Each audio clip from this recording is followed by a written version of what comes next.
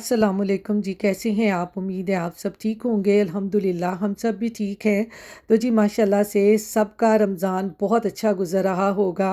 सब मेरे बहन भाई सहरी और अफ्तारी को बहुत इंजॉय कर रहे होंगे। हम लोग भी बहुत इंजॉय कर रहे हैं।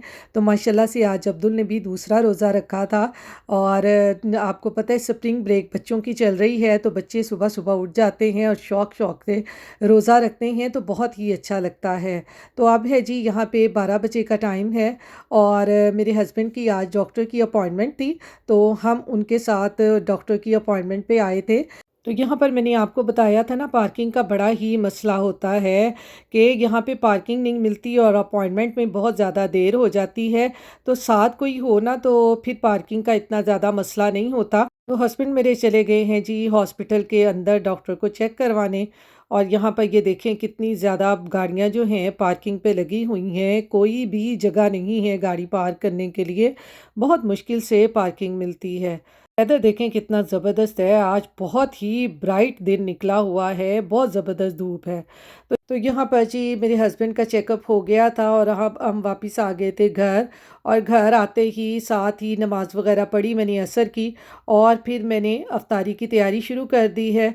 आज अफ्तारी में मैं बना रही हूँ चने वाला पुलाव। आज मैं अपनी पसंद का खाना बना रही हूँ क्योंकि मुझे ना ये चने वाला पुलाव अफ्तारी के टाइम बहुत ही मज़े का लगता है। मेरे हस्बैंड को भी पसंद है, लेकिन अब्दुल नहीं खाता ना, क्योंकि आपको पता है बच्चे इस तरह की चीज़ें कम ही खाते हैं। बच्चे फ्राइज़ चीज़ें हो गई अफ्तारी के टाइम, बर्गर हो गए, पिज़्ज़ा हो गया, ये बहुत लाइक करते हैं। तो बच्चे ऐसी चीज़ें बहुत कम खाते हैं। तो मैंने कहा चलो आज मैं अपनी पसंद का खाना बनाती हूँ, मुझे ये बहुत पसंद है। तो चने वाला पुलाव बनाने के लिए मैंने पैन में ऑयल डाल लिया था। ऑयल डालकर एक मीडियम साइज़ का प्याज लेकर उसको हल्का सा ब्राउन कर लिया था। ब्राउन करने के बाद फिर उसमें मैंने खड़े मसाले कुछ डाल दिए थे, जिसमें मैंने एक दालचीनी का टुकड़ा, थोड़े से लौंग, थोड़ी सी काली मिर्चें, 2-3 सब्ज़ इलायचियाँ और तेज़ पत्ता डालकर उनको कड़कड़ा लिया था। कड़कड़ाने के बाद फिर इसमें मैंने लहसुन अदरक की पेस्ट डाल दी थी और उसको भी मैंने अच्छे तरीके से भून लिया था। भूनने के बाद अब मैंने इसमें दूसरे मसाले भी ऐड कर दिए थे, जिसमें मैंने डाला है 1 टीस्पून धनिया पाउडर, 1 टीस्पून ज़ीरे का, 1 टीस्पून गरम मसाला पाउडर और 1 टीस्पून नमक का। और ये डालने के बाद अब मैं मसाले को अच्छे तरीके से भून लूँगी। और भूनने के बाद फिर मैंने इसमें ये 2 मीडियम साइज़ के टमाटर लेकर उनको इस तरह बारीक-बारीक काट कर इसको भी ऐड कर दिया था। अब हम टमाटरों में थोड़ा-सा पानी डालेंगे और पानी डालने के बाद इसको हम कवर करके रख देंगे ताकि जो टमाटर हैं हमारे वो अच्छे तरीके से गल जाएँ। मुझे ये पुलाव रमज़ान में बहुत ही अच्छा लगता है।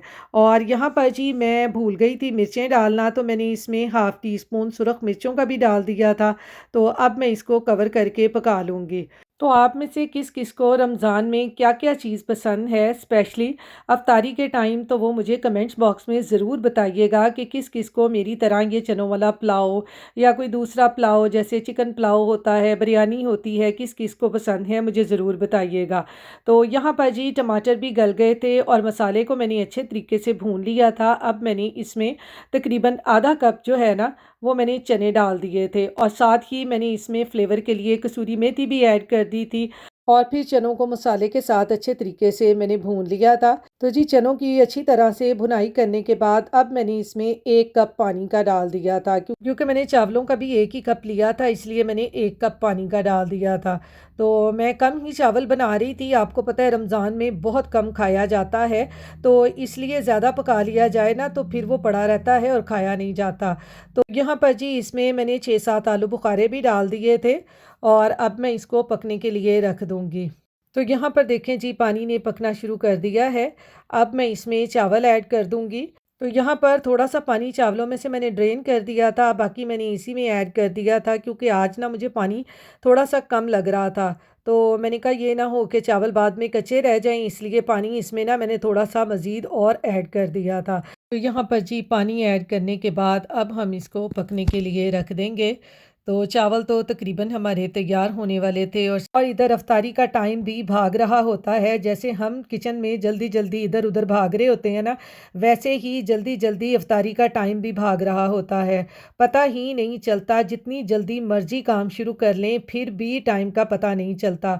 तो यहाँ पर जी अब मैं लगाने लगी हूँ चावलों को दम। उसके ऊपर मैंने थोड़ी-सी हरी मिर्चें काट ली थी, जिनको मैंने दरमियान से कट लगा लिया था और थोड़ा-सा बारीक धनिया भी काट कर मैंने डाल दिया था। ये धनिये का फ्लेवर ना चावलों में बड़ा अच्छा लगता है। आप ये ऐड करके ज़रूर देखिएगा।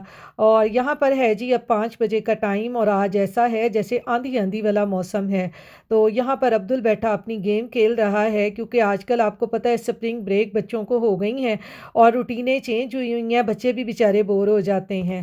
तो यहाँ पर जी अब मैं चावलों के साथ बनाने लगी थी आलू वाली टिक्की, क्योंकि आलू वाली टिक्की जो है वो चावलों के साथ बहुत अच्छी लगती है और खट्टी-खट्टी सी बड़ी मज़े की लगती है। तो यहाँ पर मैंने 2-3 आलू लेकर उनको बॉयल करके अच्छी तरह से मैंने मैश कर लिया था। उसमें मैंने तकरीबन आधा लेमन निचोड़ दिया है।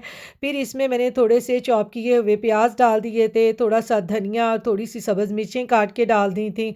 और अब मैं इसमें कुछ मसाले ऐड कर दूँगी, जिसमें मैंने डाला है हाफ़ टी स्पून नमक का, 1 टीस्पून कसूरी मेथी का, हाफ़ टी स्पून मैंने इसमें हल्दी डाली है, 1 टीस्पून इसमें ज़ीरे का, 1 टीस्पून सूखा धनिया पाउडर, हाफ़ टी स्पून गरम मसाले का और 1 टीस्पून इसमें मैंने सुरख मिर्चें डाल दी थी। थोड़ा-सा मैंने चाट मसाला डाल दिया था। यहाँ चाट मसाला मेरा कुछ ज़्यादा ही डल गया था। थोड़ा-सा मैंने निकाल दिया था। मैंने कहा कहीं नमक ज़्यादा तेज़ ना हो जाए, क्योंकि आपको पता है हम नमक तो चख नहीं सकते, रोज़ा होता है। तो ख़ैर जब टिक्कियाँ बनी थी तो बहुत ही मज़े की बनी थी, हर चीज़ इसमें परफ़ेक्ट थी। तो यहाँ पर सब मसाले डालकर मैंने उनको अच्छी तरह से आलूओं के साथ मिक्स कर लिया था। मिक्स करने के बाद अब ये देखें इस तरह से ये इसकी मैं टिक्कियाँ बनाती जाऊँगी। बहुत ही सिंपल हैं ये और बहुत मज़े की चावलों के साथ लगती हैं। तो ये देखें जी यहाँ पर टिक्कियाँ तैयार हो गई हैं और इधर चावलों को भी दम लग गया था।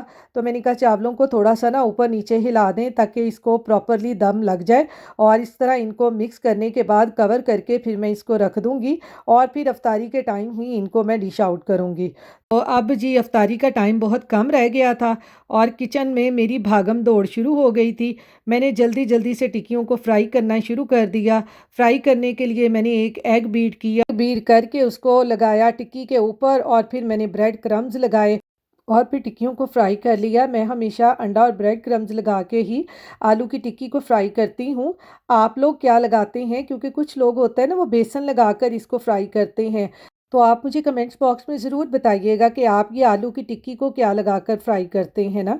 तो यहाँ पर जी आलू की टिक्कियाँ बहुत ही क्रिस्पी बनी थी। मेरा पुलाव भी बहुत ही मज़े का बना था।